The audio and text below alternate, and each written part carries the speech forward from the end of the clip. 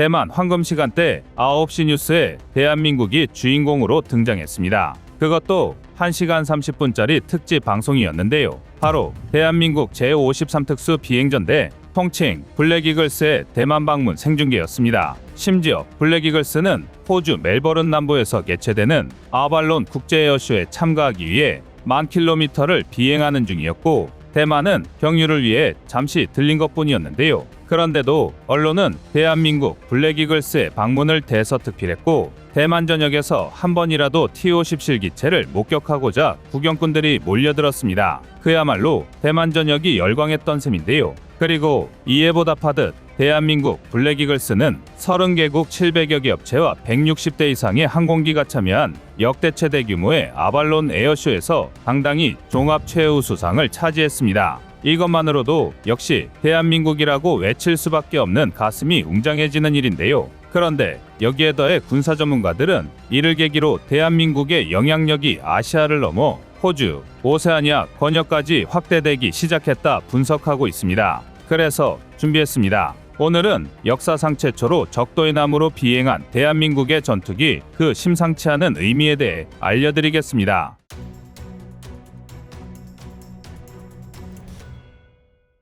시계를 거꾸로 돌려 잠시 2022년 8월로 가보겠습니다. 당시 대한민국 블랙이글스는 필리핀 창군 75주년 기념행사에 공식 초청을 받아 에어쇼를 선보이고 귀환하던 중 급유를 위해 대만에 착륙했는데요. 이쯤에서 아마 왜 항상 블랙이글스가 대만에 착륙하는지 의문이 생기실 겁니다. 대만은 원주에 위치한 공군 제8전투비행단을 기준으로 약 1630km 정도 떨어져 있는데요. 이는 공중급유나 항공모함 등의 방법을 제외하면 딱 우리 공군기가 경유하기에 최적의 위치입니다. 특히 T-50의 경우 기본 항속거리가 1852km이니 대만은 연료 탱크를 장착하지 않고서도 도달할 수 있는 아주 안정적인 위치인데요. 그리고 바로 이게 대만을 중국에 빼앗겨서는 안 될 이유이기도 합니다. 중국이 대만 영공을 장악하면 우리 공군기가 한반도해 작전을 수행하기 위해서는 필리핀해를 크게 도는 것만이 최선입니다. 그러나 대만 경유 없이 필리핀에 도달하려면 최소 1000km 이상 비행거리가 늘어나는데요.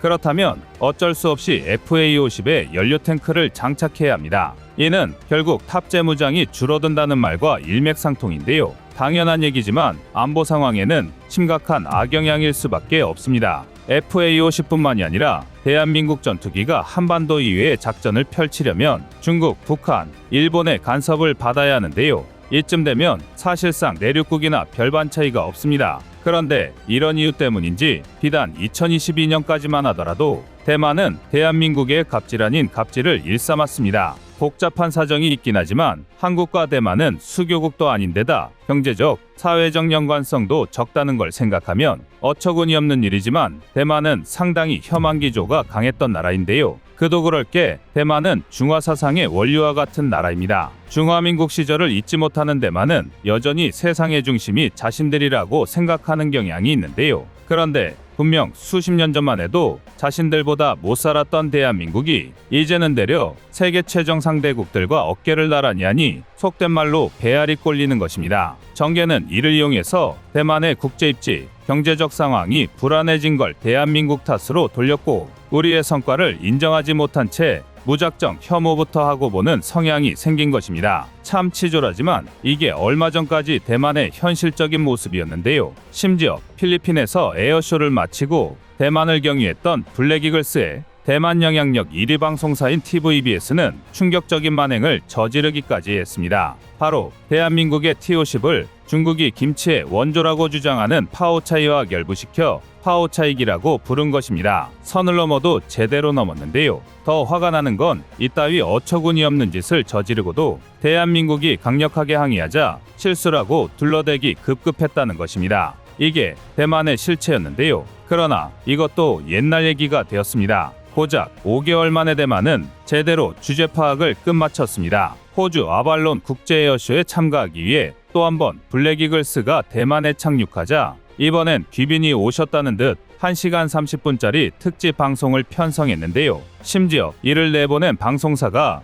위에 언급한 충격적인 사건을 일으킨 TVBS였습니다. 게다가 대만 전역에서는 한 번이라도 T-50을 자기 눈으로 보고 싶다고 인파가 몰려들었습니다. 어이없긴 하지만 이제야 대만이 정신을 차린 것 같은데요. 대만이 이 짧은 시간 안에 손바닥 뒤집듯이 갑자기 친한 노선을 타기 시작한 건 모두 예상하셨다시피 중국 때문입니다. 자신들을 지켜줄 것이라고 철석같이 믿고 있는 미국마저 대한민국이 없으면 양안전쟁의 승리를 장담할 수 없다고 경고하다 보니 이제야 꼬리를 흔들기 시작한 겁니다. 게다가 대부분의 나라가 대만 상공을 지날 때 중국의 허락을 요청하는데요. 반면 주권 잃은 나라의 아픔을 누구보다 잘 알고 있는 대한민국은 꾸준히 대만 정부에 공식 요청을 보내왔습니다. 사실상 하나의 중국 원칙을 깨고 대만을 정당한 국가로 인정해 준 건데요. 가뜩이나 수세에 몰려가는 대만으로서는 늦게나마 대한민국의 고마움을 깨우친 것입니다. 그리고 또 하나, 대한민국이 T-50을 끌고 역사상 최초로 적도이남 호주로 내려간다는 것이 결정적이었습니다. 앞서 말했다시피 대만은 자신들이 미국, 호주 등 서방 세계 주요 강대국과 비슷한 위치라고 생각하고 있습니다. 그런데 대한민국이 자신들은 언감생심 꿈도 못 꾸는 전 세계 최대 에어쇼 중 하나인 호주 아발론 에어쇼에 참가한다고 하니 반응이 달라질 수밖에 없던 건데요. 더군다나 대한민국 블랙이글스는 결국 아발론 국제 에어쇼에서 종합 최우 수상을 받았습니다. 바로 얼마 전 영국에서 개최된 리아트 국제 에어쇼에서 최우 수상과 인기상을 동시 수상한 데 이어 2년 연속 세계 최고의 비행팀으로 뽑힌 건데요. 특히 대한민국 블랙이글스가 받은 종합 최우 수상은 경년으로 개최되었던 아발론 에어쇼가 코로나19의 여파로 4년 만에 개최되면서 최상위 비행팀을 위해 신설된 특별한 상인데요. 바로 이런 상을 아발론 에어쇼에 최초로 참가한 대한민국이 30개국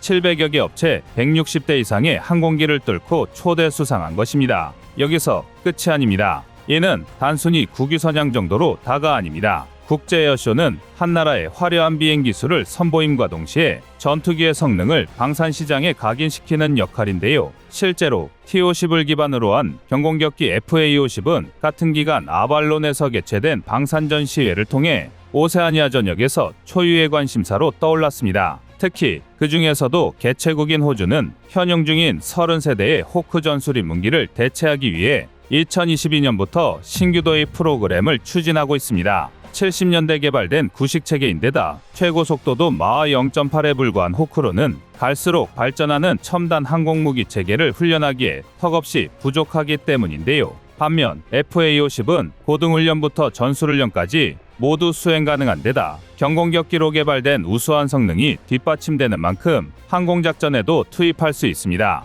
지금까지 호주의 신규 전술인 무기 도입 사업에는 한국의 T-50과 보잉 사브의 T-7A 레드호크, 이탈리아 레오나르도 M346 마스터가 경합 중이었는데요. 모두 쟁쟁한 기종임은 틀림없지만 군사 관계자들은 이번 아발론 에어쇼에서 생생한 성능을 확인시켜준 만큼 FA-50과 T-50의 도입을 유력하게 보고 있습니다. 카이 또한 최근 폴란드, 말레이시아의 수출이 성사되면서 T-50 계약에 대한 방산 시장에 관심이 뜨겁다라며 FA-50은 호주 공군이 원하는 최적의 해답이 될 것이라고 자신했는데요. 만약 호주가 FA-50을 도입하게 된다면 적도이남, 지구 반대편까지 대한민국의 안보 벨트가 형성되는 것입니다. 무기 체계는 국방력과 안보 상황에 직결되는 만큼 어느 나라와 어떤 거래를 하느냐 자체가 하나의 정치적 메시지를 담고 있는데요. 지금은 정권 교체로 잠깐 주춤하고 있지만 호주는 대표적인 반중 국가입니다. 그러면서도 대한민국과 마찬가지로 경제,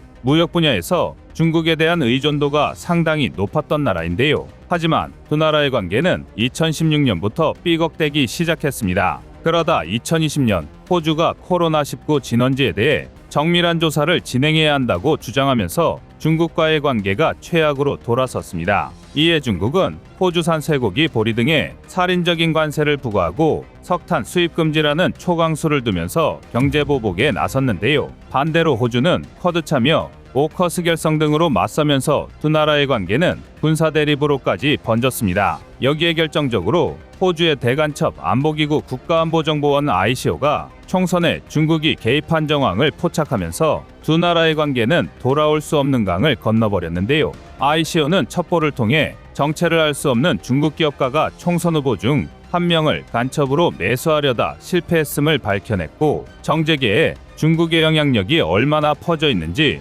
추가 조사가 필요하다고 경고했습니다. 호주 전체의 사회 시스템 기반이 흔들릴 정도로 거대한 스캔들이었는데요. 더 충격적인 건 중국의 반응입니다. 중국은 한 사업가가 선의로 호주 국회의원을 후원했을 뿐이며 자신들과는 아무 상관없다며 괜한 호들갑으로 일축했는데요. 호주 입장에서는 기가 찰 노릇입니다. 군사적 대립을 이어가기에 충분한 명분인데요. 게다가 중국의 경제보복은 호주에게 완전히 주도권이 넘어가 버렸습니다. 다름 아닌 철광석 때문입니다. 중국은 전 세계 철광석 생산비 중에 44%를 차지하는 독보적 1위 생산국인데요. 하지만 그만큼 동시에 최대 소비국이자 수입국이기도 합니다. 많이 만드는 만큼 많이 쓴다는 건데요. 하지만 호주 또한 세계 2위의 철광석 생산국이자 세계 최대의 부존량을 가지고 있습니다. 생산량 자체는 중국에 미치지 못할지라도 원자재만큼은 중국을 압도한다는 건데요. 이로 인해 중국의 경제보복에도 큰 타격 없이 군사적 대립을 이어갈 수 있는 것입니다.